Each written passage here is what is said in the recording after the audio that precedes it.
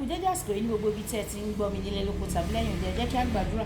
Bàbá wa ti Ọlọ́run wa, dúpẹ́ fún àánú àti ojú rere tí a rí gbà. A dúpẹ́ tí ẹ jẹ́ kí a rí èní ọjọ́rú nílé ayọ̀, ìbùkún, àṣeyọrí, ìtẹ̀síwájú, àìkú baálẹ̀ ọrọ̀ ó rú fún wa, àti pé bí ọ̀tá wa ti ń sáré tí wọ́n ń gbojú ilé tí wọ́n ń gbọ̀nà gbùrú, bẹ́ẹ̀ ni ẹ̀yin Olúwa yà wá lẹ́nu, ẹ sì gbé ọ̀rọ̀ wa gbọ̀nà gbùrú kí ọ̀tá wa tó já sí gbangba. Ògo ni fún orúkọ yín. Ọ̀rọ̀ náà tí a gbọ́ lẹ́ni kó ṣe ayé àti ọkàn wa ní rere tó tẹ́ àgbẹ̀dọ̀ orúkọ Jésù Olúwa wa. Àmín. Àmín orúkọ Jésù.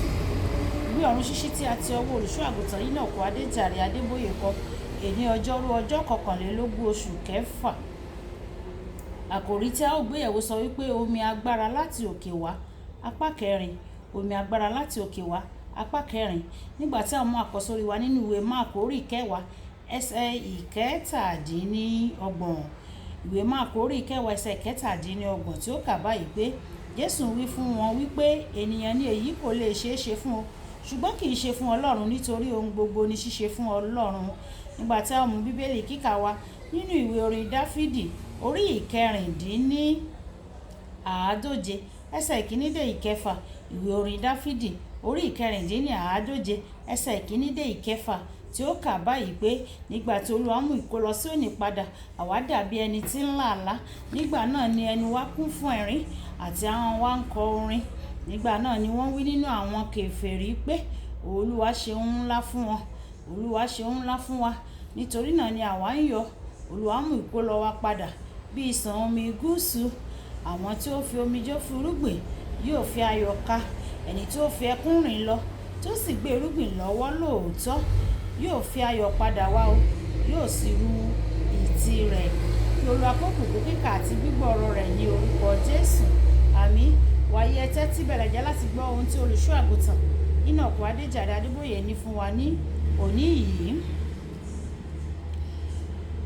Omi agbára ọ̀run kan sì tún wà tí à ń pè ní ayọ̀ tí kò ṣeé fẹnu sọ.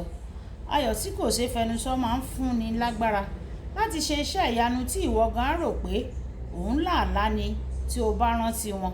Ìwé orin Dáfídì orí ìkẹrìndínláàádóje ó sọ pé nígbà tí Olúwa dá ìkólọ Síónì padà, àwa dàbí ẹni tí ń là àlá.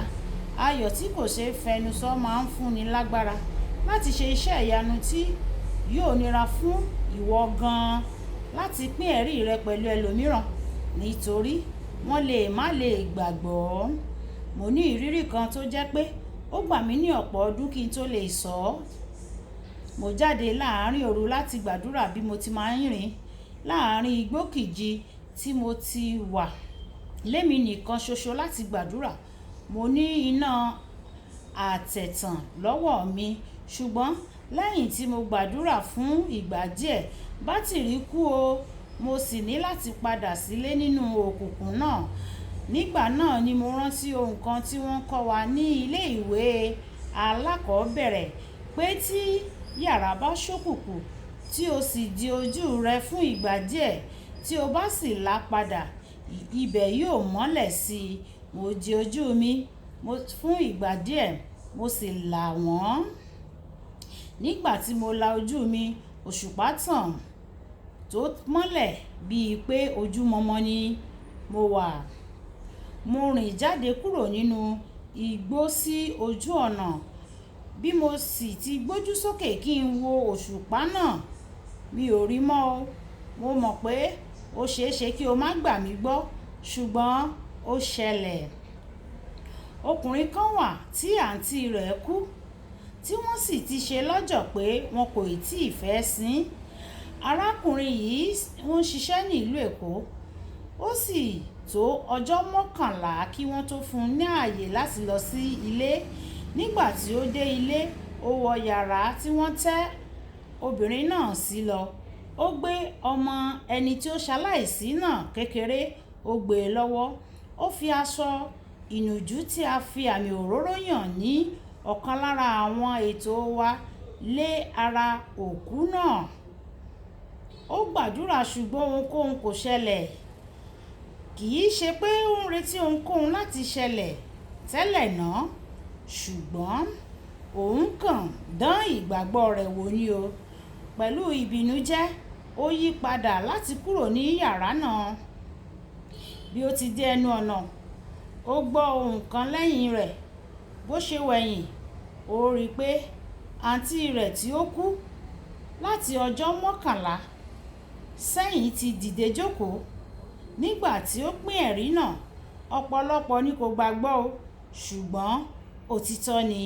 Mo ní ìròyìn ayọ̀ rere fún ọ o. Bàbá mi yóò kún ayé rẹ pẹ̀lú àwọn ẹ̀rí ńlá àti ayọ̀ tí kò ṣeé fẹnu sọ ní orúkọ Jésù. Àmín. Kókó àdúrà. Bàbá mi, ró mi lágbára gidigidi tí màá fi bẹ̀rẹ̀ sí ní ìrírí àwọn ìyanu tí yóò nira fún àwọn ènìyàn láti gbàgbọ́ ní orúkọ Jésù. Bàbá mi, ró mi lágbára gidigidi tí màá fi bẹ̀rẹ̀ sí ní rí ìrírí àwọn ìyanu tí ó nira, tí ó ṣòro fún àwọn ènìyàn láti gbàgbọ́ ní orúkọ Jésù. Àmín. Bọ́kọ̀ bá lọ sókun tó bá lọ sọ́sà, á forí padà sí èbúté.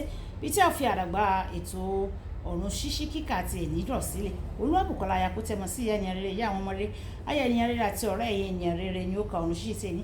Nígbà tí a máa pàdé ní ọ̀la, ọjọ́ rere á rú fún wa lénìí lórúkọ Jésù. Ó dàbọ̀.